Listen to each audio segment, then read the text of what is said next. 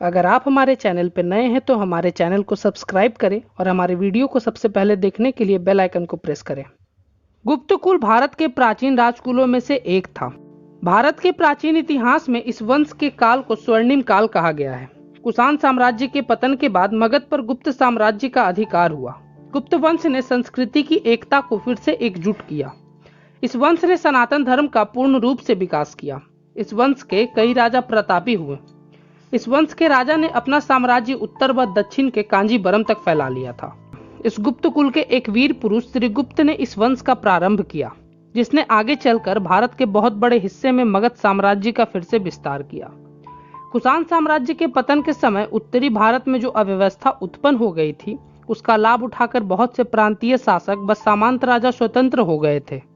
इसी प्रकार का यह व्यक्ति श्रीगुप्त भी था।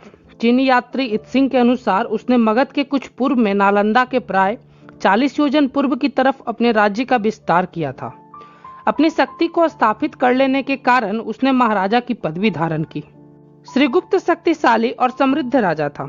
चीनी बौद्ध यात्रियों के निवास के लिए उसने मृगशिखा वन के समीप एक विहार का निर्माण कराया था और उसका खर्च चलाने के लिए 24 गांव प्रदान किए थे।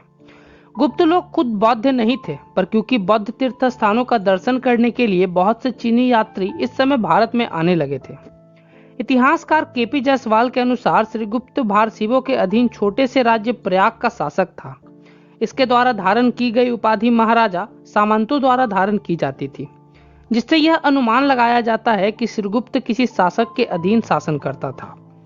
महाराजा श्रीगुप्त का शासनकाल 240 ईस्वी से लेकर 280 ईस्वी तक रहा था।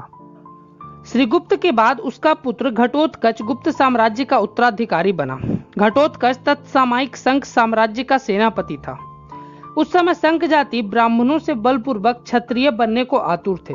घटोत्कच ने इसका विरोध करते हुए कर्ण और सुवर्ण नाम के 2 संघ मल्लों को मार गिराया, जिससे संक राजा क्रोध से फुंकार उठे और लगा मानो ब्राह्मण और क्षत्रिय अब इस धरती से उठ जाएंगे।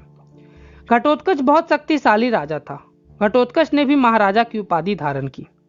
महाराजा घटोत्कच का विवाह मधुमती नाम की एक क्षत्रिय कन्या से हुआ था।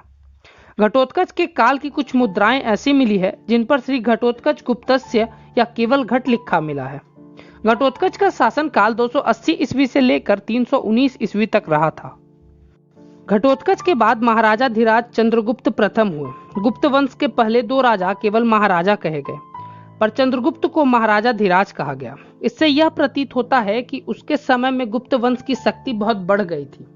प्राचीन समय में महाराजा विशेषण तो अधीनस्थ सामंत राजाओं के लिए भी प्रयुक्त होता था, पर महाराजा धीराज केवल ऐसे ही राजाओं के लिए प्रयुक्त होता था जो पूर्णतः स्वाधीन व शक्तिशाली शासक हो। प्रतीत होता है कि अपने पूर्वजों के पूर्वी भारत में स्थिर छोटे से राज्य को चंद्रगुप्त ने बहुत बढ़ा लिया था और अनेक प्रदेशों को जीतकर महाराजा धीराज की पदवी ग्रहण की। पाटलिपुत्र अवश्य ही चंद्रगुप्त के अधिकार में आ गया।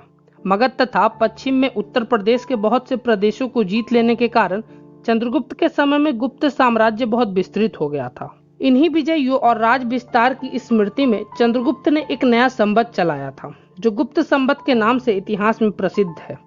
इस संवत की शुरुआत 319 ईस्वी या 320 ईस्वी में हुई थी। उस समय मगध के उत्तर में लिच्छवियों का जो शक्तिशाली गणराज्य था, चंद्रगुप्त ने उसके साथ मैत्री और सहयोग का संबंध स्थापित किया।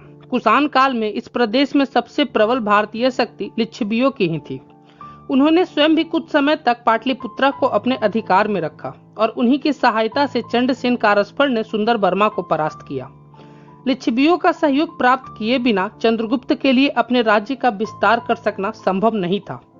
इस सहयोग और मैत्री भाव को स्थिर करने के लिए चंद्रगुप्त ने लिच्छवी कुमारी कुमार देवी से विवाह किया और अनेक रानियों के अनेक पुत्र होते हुए भी कुमार देवी के पुत्र समुद्रगुप्त को अपना उत्तराधिकारी नियुक्त कर दिया।